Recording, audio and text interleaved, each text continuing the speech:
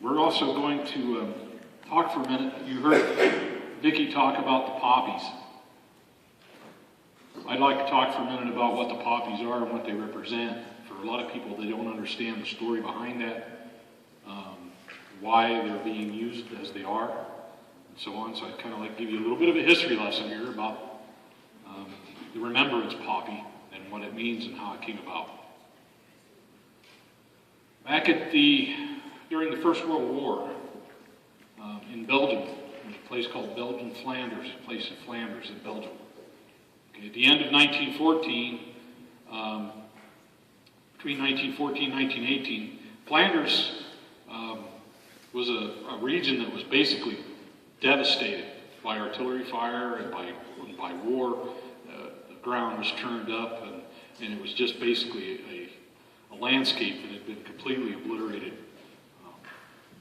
And basically it was a battlefield that nobody had seen before. But even though that land was devastated and it was churned up, there were red poppies that were growing all across this battlefield.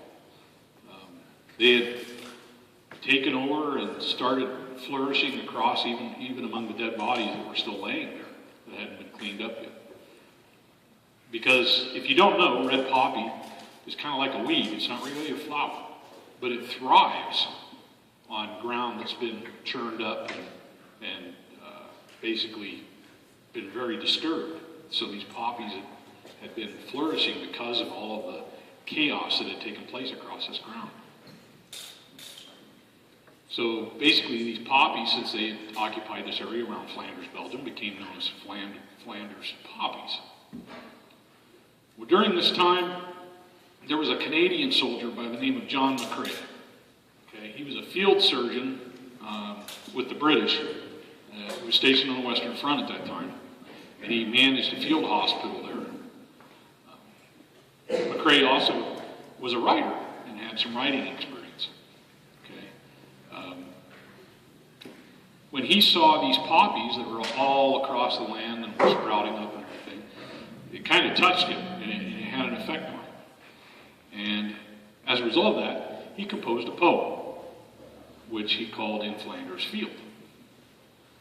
It's unknown exactly when he composed it or where. He just did it based upon what he had seen there. So if you'll bear with me for a minute, I'm going to read that poem for you so you know what he wrote. Okay. The poem goes, In Flanders fields the poppies blow, between the crosses, row on row, that mark our place, and in the sky the larks still bravely singing fly. Scarce heard amid the guns below, we are the dead. Short days ago, we lived, felt dawn, saw sunset glow, loved and were loved, and now we lie in Flanders fields. Take up our quarrel with the foe. To you from failing hands we throw the torch. Be yours to hold it high. If you break faith with us who die, we shall not sleep, though poppies grow in Flanders fields. And that was the poem that he wrote. And when he wrote that poem, he submitted it to a couple of different magazines at the time, and there was a lot of reading public that saw this poem, and it started getting global recognition. And that began basically the story behind this Remembrance Poppy.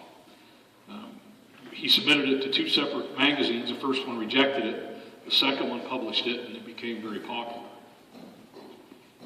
During the course of it being published and sent around the world, a woman by the name of Moina Michael, she was from Georgia here in the United States.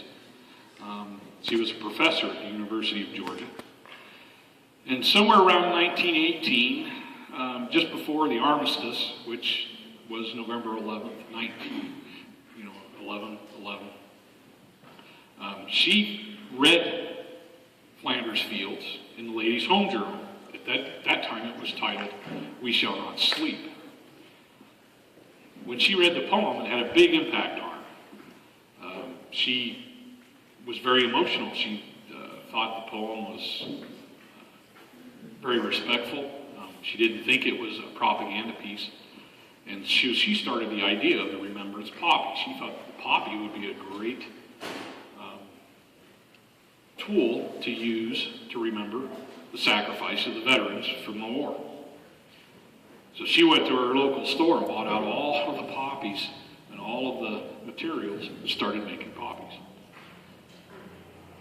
She started doing that. Well, she tried for 2 years to get recognition of these poppies, and they didn't really take off or get recognized, but she continued on until about 1920. So 2 years later, she goes to the Georgia Department of the American Legion and presented to them, told them the story, and they recognized it and adopted it as their memorial symbol, the poppy. Later that same year, the National Legion Convention that was held in Cleveland, Ohio, was presented with the idea, and they adopted it as a nationwide symbol for their members to wear on Armistice Day, which is now known as Veterans Day. As a result of that national convention, at the time of the national convention, there was a lady by the name of Madame Guérin. She was a French member of the YWCA in France. She was president of this National Legion Convention, and when she saw this poppy idea, this Remembrance Poppy idea, she thought it was a very good idea too. She really liked the idea behind it. She saw that it was being promoted as a fundraiser to remember veterans, not for anything else. And she liked that idea. So she took it back with her to France and started working to make it an international symbol. She worked hard at it for about a year, and then in 1921, it was adopted by Canada and the British Legions as their official memorial symbol as well. She continued to work. She was sending people all over the globe, all over the world, to try and get this poppy thing going, and it started to flourish. By 1922, so 4 short years later, the poppy was adopted by the United States, by Canada, by Britain, by France, by Australia, and by New Zealand as the Remembrance Poppy, as an official symbol of the remembrance of veterans on Veterans Day. Also in 1922, not to be outdone, the Veterans of Foreign Wars here in the United States started the very first poppy nationwide distribution. They were the very first vets organization to do this, so credit goes to them. And today the VFW Buddy poppies are assembled by disabled and needy vets, and the proceeds go totally back to veterans and nowhere else. So the poppies that you see, any of the donations that you make for those, go to veterans and nothing else. It doesn't go to administrative costs, it doesn't go to anything. It goes straight to veterans and to help veterans. So that's kind of the history behind the poppy.